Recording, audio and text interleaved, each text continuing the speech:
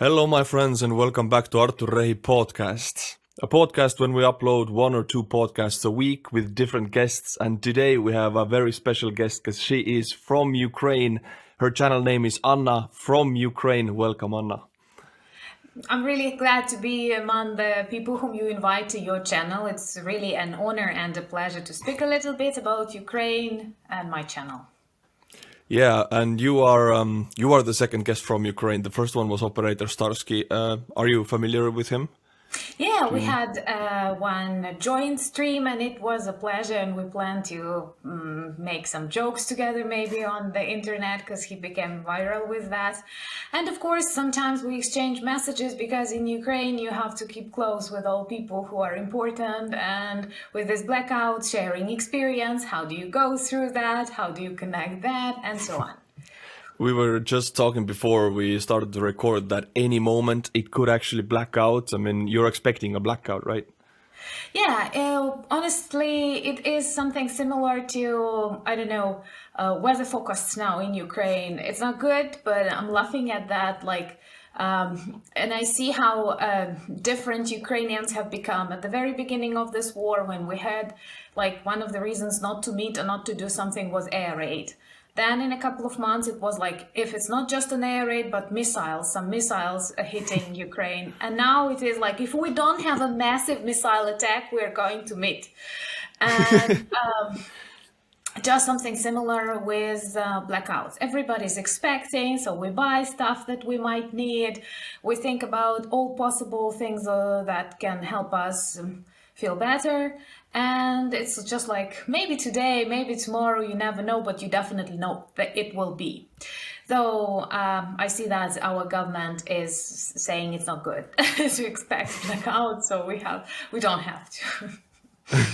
Yeah, I watched some videos on your channel, and if you don't know, then Anna from Ukraine is the name of the channel. The link is in the description below. Go and check it out. And in one of your vlogs, you made a joke like you made right now that Ukrainian weather forecast, like rain, snow, like in the west, but you have extra weather, which is missiles. Missiles coming from north, from the north, like. Yeah, I Yeah. mean, I do believe that our humor and our positive attitude is extremely important during these dark times. And when you look at, for example, cinematography of the Second World War, you will see there are lots of comedies. And as soon as comedies, for example, about Hitler appeared, it was a sign that something is changing and perhaps we will win. So something similar is happening right now in Ukraine. But from the same perspective, I can tell you that one of the most unusual, bad, weird experiences for me, I'm living in a semi-safe zone, is a sound of a missile flying. And when you hear it, it's very unusual sound, something like a tractor driving the sky. And you realize how totally wrong that is, because like the sky is for birds, planes, I don't know, clouds, stars, anything, but not this heavy iron stuff that can kill thousands. It's so not normal. Like, I don't know, my consciousness cannot like accept that, like that's the sky accept that. so have you heard the sound of a missile flying by?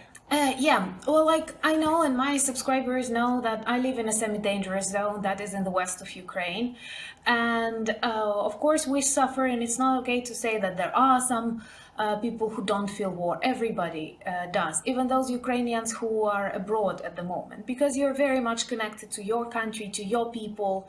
And for example, men and women who are in the Ukrainian armed forces, they are from all regions of Ukraine. And just today in the morning, we held funeral, and I live close to the central cathedral, and I could hear the procession, and it's happening here, though we did not have like Russian tanks and Russian orcs on the streets. And at the very beginning, they wanted to, this blitzkrieg that totally failed. And one of the steps to achieve Putin's bloody dream was to terrify us all. So war started everywhere.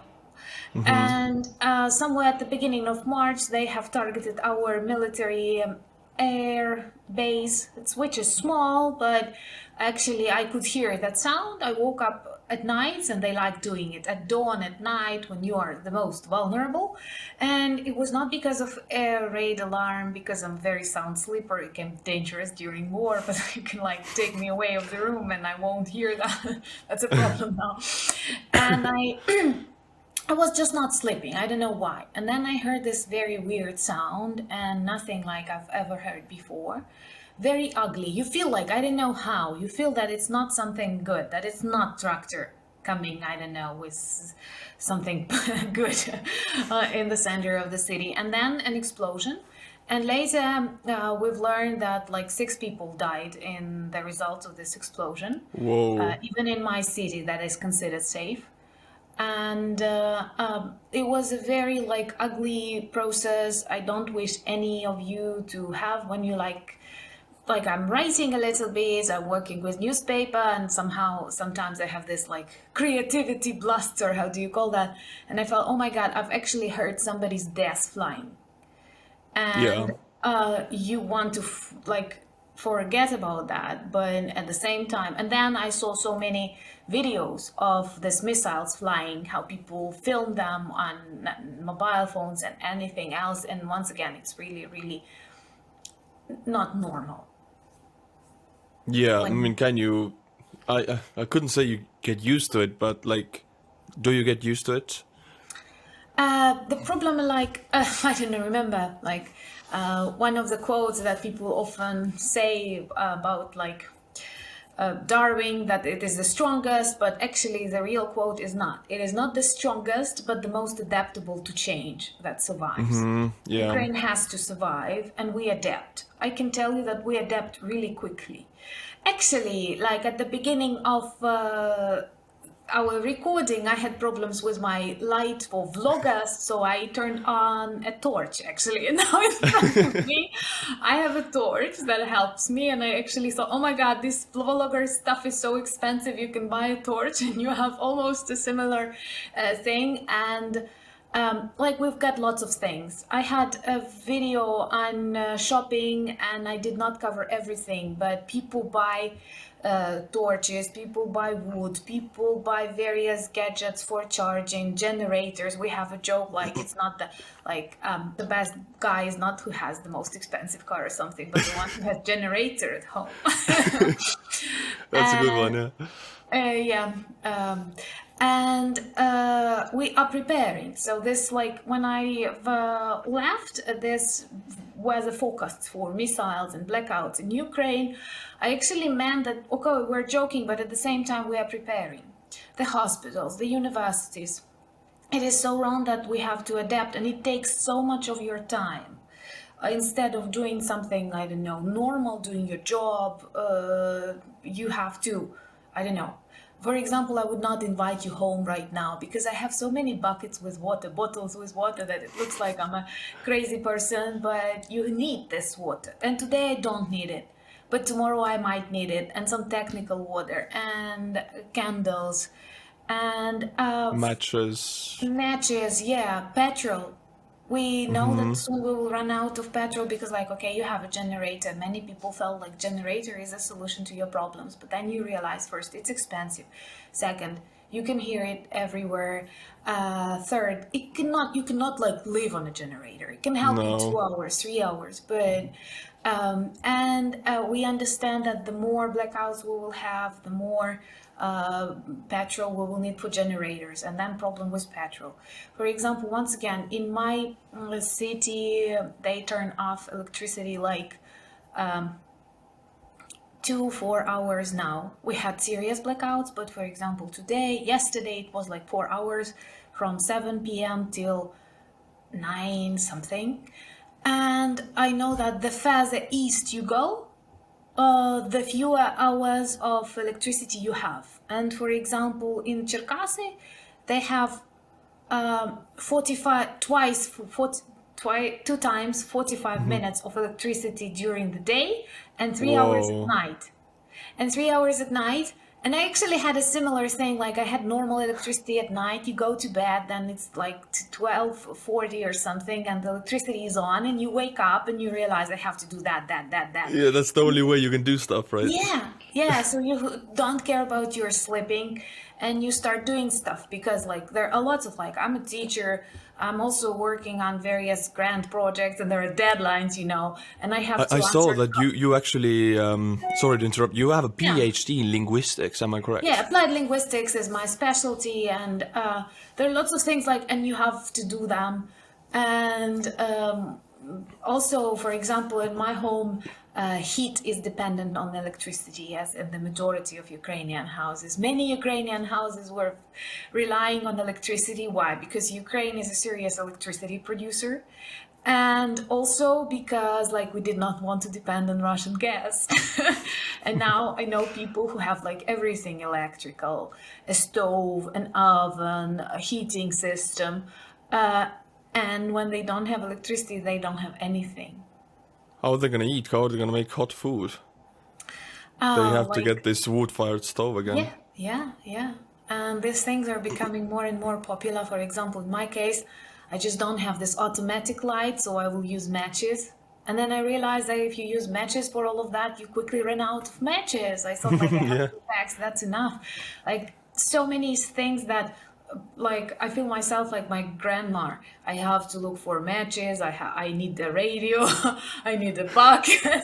Lots of things like that were not important in my life before, and now like hunting. Like believe me, I was hunting for that radio, and somehow on a real market like bazaar.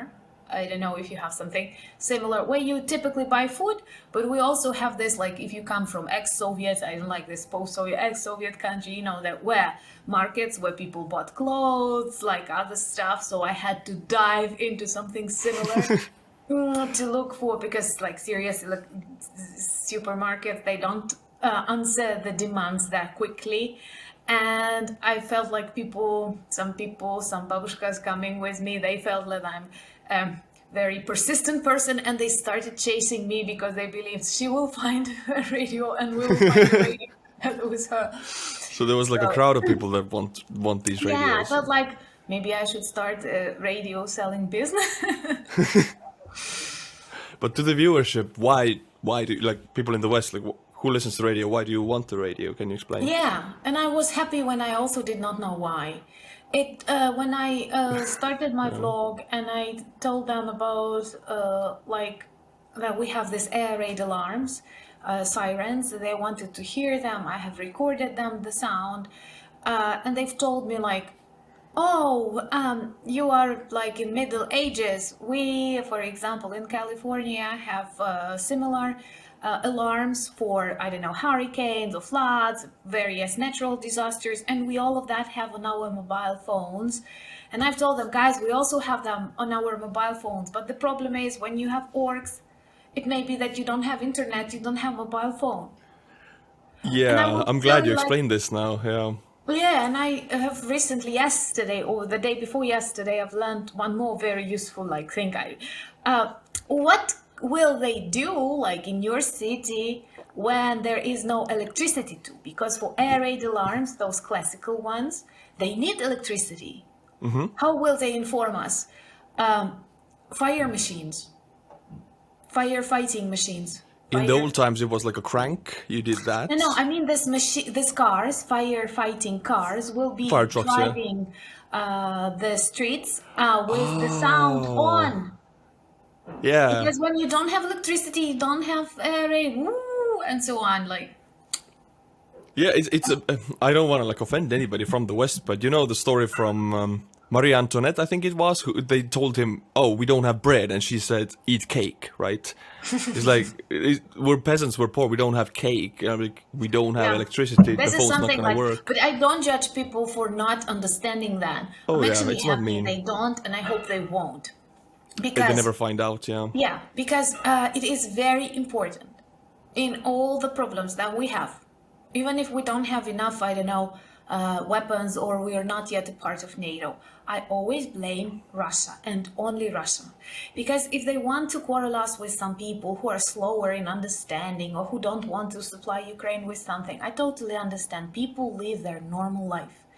Like a year ago, I lived my own normal life, and I cannot tell you that was very much into various wars and conflicts all over the world.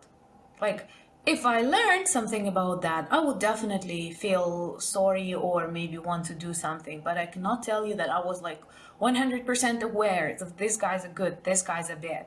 Now I have promised myself, living through this experience, that I will never be like neutral. Oh, something is happening somewhere. At least I will read, I will learn, I will know. So that in conversations, whenever, sometimes you get these opportunities to help in totally unpredictable ways. Via my channel, I have learned and I've got acquainted with so many interesting people with totally different experience and totally different opportunities to support Ukraine. And that's why, like, every connection is very important. Yeah, and I totally agree with you not blaming countries, because a lot of people, they blame Germany. Of course, Germany plays a huge role with the EU's dependency on Russia with energy, but oh yeah, they have made mistakes, the Merkel government. But right now they're taking steps. They're giving Ukraine what they First of can all, very slowly. yeah, I no, agree. we are very grateful. Well, like all normal Ukrainians, and the majority are now normal, because when you're under stress, you start being normal. You forget about various like problems that you have. Are very grateful, and we understand that we are able, okay, or we are brave, we're strong, we're not going to give up, but we understand that we can continue this war only because we receive help, money, instructions, all of that is so important. And also, at the beginning of this war, I received many questions like, you were warned by the intelligence services that the war will happen. Why did not you act?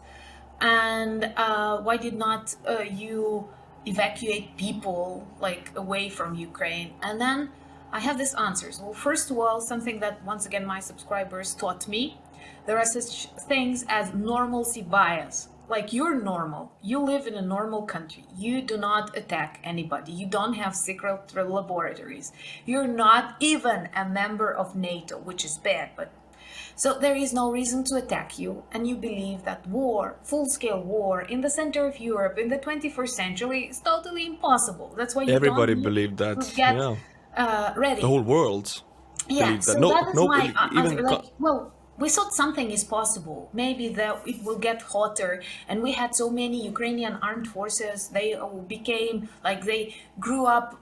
Their quality, their preparation, like rocketed since 2014, and we were more or less like relaxed. And then you get these missiles everywhere for your terror, for your fear, for anything else. And so this normalcy bias, they were not only in Ukraine, they were also in France, in Germany, in Austria, and elsewhere. People are not ready for this kind of evil, for this kind of terror, for this kind of crimes against humanity. and you And cannot also, be. like, how can you prepare then? Okay, You can't. Like men. evacuate. I will Well, not. There are lots of reasons in my life. Also, in like, Bakhmut, people are not leaving their homes. For yeah, five and months they're fighting. They're not leaving. So and it's a very like complicated feeling, you know. Of course, like, I did not plan to leave Ukraine. Maybe if I had like Russians in my city, I would consider leaving this zone, because like I am not the kind of person who wants, like, I want to survive and to change, not to die and to change. But as long as it is safe and possible for me to stay, I plan to be here. And I remember, for example, once in 2014 we had a very hot moment, and it was something like maybe the borders will be closed in Ukraine, and I was on a business trip in Lithuania, and I desperately wanted to get back like home to manage so that it will be possible for me to return back like to my parents, to my family, because when you inside, sometimes you are less worried than when you are outside. You believe that you are able to control something. Of course, you're not able to stop missile, but you feel like maybe you will have an idea. Maybe you will take your mom to a cellar. I don't know, something. yeah, I So mean, you're so right. People outside, like Estonia, right, next to Russia, Latvia, Lithuania, all next to Russia. People write to me in America like, why are you not in the army? There's war going on in Ukraine. Honestly, I'll tell you, in Estonia, life continues as normal, except for the armed forces, and like we're giving Ukraine a lot of weapons and money as much as we can. But the civilians, they live like they live. I'm 50 kilometers from my city, it's Russia, and I don't feel the difference. Yeah, and I think that it is okay because if you are terrified and constantly anxious, you lose your resource and you won't be able to escape if needed or to fight. And like many people in many cities in Ukraine live normal. For example, one day we have total blackout, and then I return back home and I see that there is a theater, like I live close to a central theater too, and it's all in light and electricity, and it's okay because like you don't have to take all the electricity. People sometimes become super fans and they turn off electricity at home. These lamps, modern lamps, they don't consume much. Like we are asked not to use like too much of washing machine, microwaves and other things that overcharge, but the lamp is more or less like okay. And I know that people who are in the Ukrainian armed forces, they are not angry at others who live normal life, because actually they are fighting and they are trying to make us pretend that our life is normal. And we pretend a lot. We go to the universities, we buy ourselves things, and it's so vital not to stop normal living. You know, one of the very bad signals for me, it was not that important from the military perspective or something, was when at the beginning of this war, many European ambassadors and embassies left Kyiv. Yeah, one by one, yeah. Yeah, it was for the sake of safety, and I understand that they do have instructions like that, and they have to save their citizens. I am not once again blaming people for that. But for the fact that they came back. And that was a very happy moment. At the beginning, when they left, for me, it was a symbol that like they are giving up on us. They are not like 100% confident, and they feel like anything can happen to Ukraine and we are not ready. And when they started coming back, it was once again a signal that we managed to stand through these difficult times, and now everybody understands that Ukraine was, is, and will be. With problems, with tragedies, with destroyed infrastructure, but Ukraine is a subject, an object, and everything that can be in this global policy, economy, culture. So many things matter. And from one point of view, a small party at the embassy means nothing. Like it will not give food, it will not give money for weapons or something, but at the same time it means a lot. It means that Ukraine is real, that Ukraine is present, that Ukraine is just as the EU thinks. We understand it's a very long road. We understand not everything is perfect in the EU, but it's very symbolic. Like you're not an outsider, you're not a part of Ruski Mir, you are like Europe. And that's what our people were fighting for pretty long time. Very passionate speech, and I agree with every last word you say. Well put, honestly. But can I ask you about like? I'm sorry, I will turn off this teacher mode. No. Carry on. Honestly, it's gold. It's cold. I like it. I love it. So, I'll just ask you another question. Like, Zelensky, right? Everybody loves him. He's a national hero. Zelensky's government. We all know about the corruption issue that Ukraine has. I have a question for you. What do you think Ukrainian government could or would do differently? Like, what would you like them to do differently right now? Well, right now, I am a person who believes we have to support our president, our government, and all the institutions, universities, hospitals, and I have to tell you that Ukrainians quarrel less. It always happens to us during this difficult periods because, you realize that you have to be united. This is just the same. Like I say, we don't have to blame others for being slow, for being neutral or something. The same thing inside. Of course, I did not vote for Zelensky because May I ask why? Yeah, like I think that politics is important and you have to be prepared for politics. You have to have some experience. He was often compared to Ronald Reagan, like American president, The and they have actor, even yeah. used a documentary about Reagan that was sounded, translated, and Zelensky's voice was used to give this like association in your head. But Reagan spent much time. He was the head of the Hollywood trade unions, then he was a governor. And Zelensky, in one of his interviews, told that he never voted. So he did not visit the elections. He did not visit elections. He was not an active citizen. And for me, it was like, no, I felt like it's not his cup of tea. And actually, I was afraid that he might be like closer with Russia because he had to work there as an actor and so on. Now I confess, and I can do it, that I was like 100% mistaken. And now I think that if we had any other president, it is very likely that he or she would start negotiating very quickly, giving up positions, and he not being binded by various diplomatic experiences and political experience. He acts just as a normal man. So for me, it was a very important moment when we realized that he is staying. It was very symbolic, and that he acts like honestly like a man. I don't like this gender comparisons, but that was like, I won't say what my subscribers say because I'm a polite girl, but you know what parts of his body they discuss and how big they are. But it was a very important and symbolic gesture, and I felt like many people spoke about that. Like, because I do have some people in Ukrainian media who communicated with him, with his wife, and so on.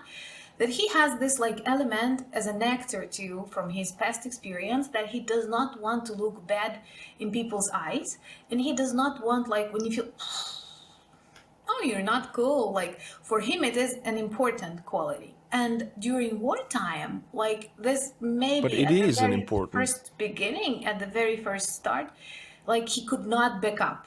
He thought about like it won't be liked by my people, and that was very important because many experienced politicians would start like negotiating, and I'm very much afraid that we would have lost like I don't know half of Ukraine, and they would demonstrate it's a victory. So the fact that he stayed, he started fighting, persuaded me, and now I support him. I understand that he makes mistakes. He's not very good at choosing people around him. That's my personal Really? opinion. Can Like, I'm not you? talking about his wife. No, no, no. But, I. like I think there are some people, not the ministers of defense, but like for example, I'm not a fan of Yermak. Totally. I'm sorry. Talk to me. He Who is is the he? head. And He's very close with him. He's his old friend, and like he is the head of the president's office or something. Typically, it's okay, a very a very important administrative man. part, like I don't know, buying paper or something. But he tries to rule.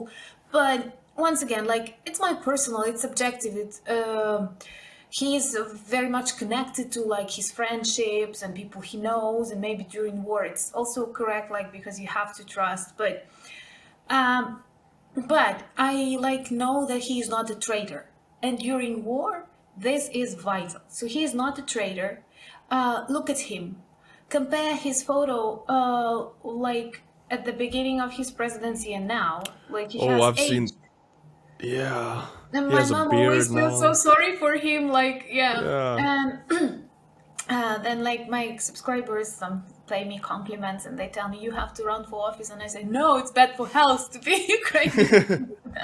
It's bad for health, you will start looking bad and so on. I'm joking of course, but so now I support him, and even if he will make some mistakes I will forgive him because I understand he works under enormous pressure. And I know something may happen similar like to Churchill with him. Maybe he won't be elected I because just like wanted to that. tell this. Like, he's a Yeah. very good wartime leader, Yeah, but in president of peacetime, war and president of peace. So yeah. everything is possible. But definitely he will be a part of history, of Ukrainian history and of global history. He's also good at communications, and the fact that he was categoric at the beginning, like many people judged him that he's speaking to world leaders without decent respect. But come on, we were dying in thousands daily. That's not the moment for long conversations. And I think that his emotions, the fact that he acted like a normal, everyday person helped a lot. And like Boris Johnson came to Kiev, others started, and these voices, they were very, very, very important. So now I support. Corruption is a problem. Corruption is a problem everywhere. I do believe, honestly, that we have inherited corruption from Soviet times. That's why many ex-Soviet republics are under this problem of corruption. Also, the closer to the epicenter of evil you were, the more like problems you have. Like Ukraine is closer to Moscow than like Warsaw and so on, Poland, for example. And there are lots of things to be done. Still, I think that corruption is present everywhere in many different countries, and we have to be honest about that. And Russia bought lots of European politicians too. And Russia, for me, is the mother of corruption, if it's possible to say so. It is, And why I think we can win in this war against corruption, like I'm almost confident, we have a very, very active civil society. So I don't trust any politicians, any parties, but our people are very active actually. This is something that maybe old Europe lacks. We are hungry for that freedom, democracy. We feel that like something real, not beautiful words. And look at these revolutions that we had, Maidan, revolution of dignity. This is when our people feel they are fed up with something, they react. And they will not forgive corruption in the sizes it was like in the 90s, in the beginning of 2000s, or as it is in Russia now. Of course, we cannot say that everything goes smoothly right now because, come on, like Ukraine does not live normal lives. So those who believe like we can change something right now. No, I don't have classes at the university, for example, because like you cannot, traditionally when we had this heavy missile attacks, we switched to online. Now you don't have electricity, or maybe I have electricity, but like 40% of my students don't. So how do I give them tasks? I send them emails. Is that education? No. Should I stop? No. So there are lots of such things, like you cannot see it from your normal country, healthy country, that like we have. So I'm asking, like, do not concentrate on the flaws, like think the same as we think. It's not the flaw of Germany that they are slow. It's not the flaw of the US, for example, that they don't let us hit Russian military. It is the flaw of Russia. Russia is guilty for all that. Russia made us suffer. Russia makes you pay more for gas and spend more money on weapons in Ukraine. It is them to blame. Corruption is a problem, but corruption is not the greatest problem right now in Ukraine. And there are lots of things that we will do just because our people will not forgive that. Our people will not let that. But now we are busy buying torches and storing water. Yeah, I mean, I've seen a lot of videos. You know, when I do my mainstream channel updates, I go through a lot of videos, and many of them are like arrests videos, corrupt people or people who gave the Russian military targets to missile hits. And how Ukrainian secret services find these people is because civil society, as you said, a neighbor sees it, somebody sees it on the street, they immediately grab the person, they hold them, they tie them to the post or whatever. It's a civil society. I live in a safe town where, for example, many foreigners come if they want to help Ukraine. But when I start filming, my subscribers, they often want me more streets, more shopping, more something like.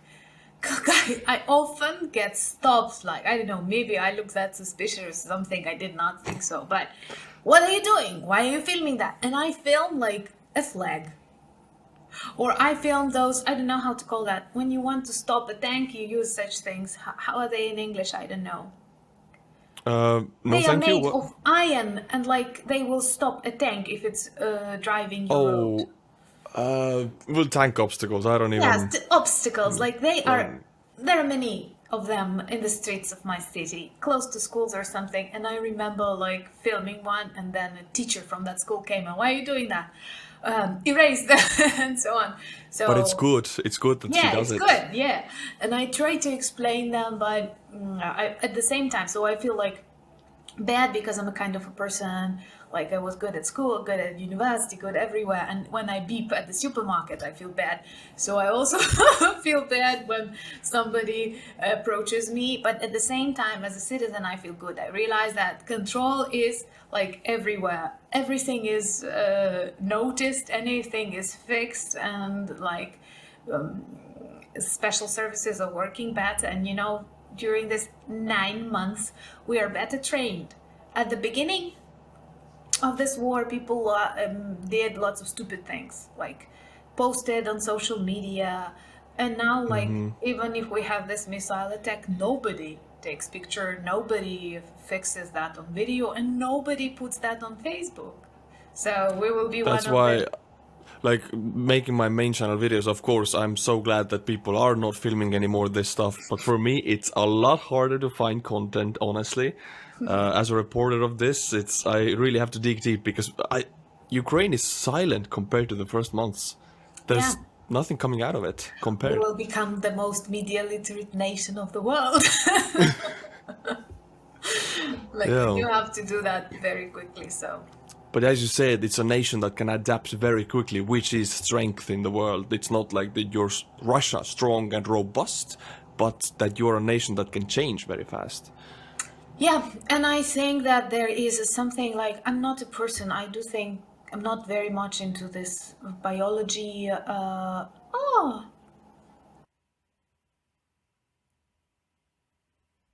And she's gone.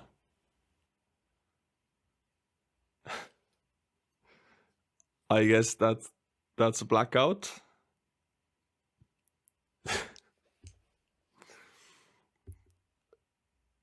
All right.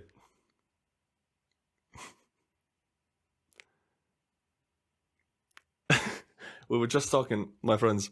I cannot hear her anymore or see her anymore, but we were just talking before that they are expecting a blackout any minute now, any moment now. It can happen. So maybe this is just the internet error. Maybe it's just a small electricity pause, but it might be a blackout. So I guess this podcast is now over. I think this is enough to upload. I really enjoyed the conversation. Yeah, she's not coming back. But I think we'll do another episode because it's really interesting to listen to her. You can see that she knows a lot. She is part of the society. She gives us an idea of what it is to live like that. So a very perfect guest for this podcast. Check her out. The link's in the description below. And if you like this podcast, then subscribe to this channel, Artur Rehi Podcast. And my friends, I will make another episode with Anna from Ukraine. But until my next podcast, Slava Ukraini.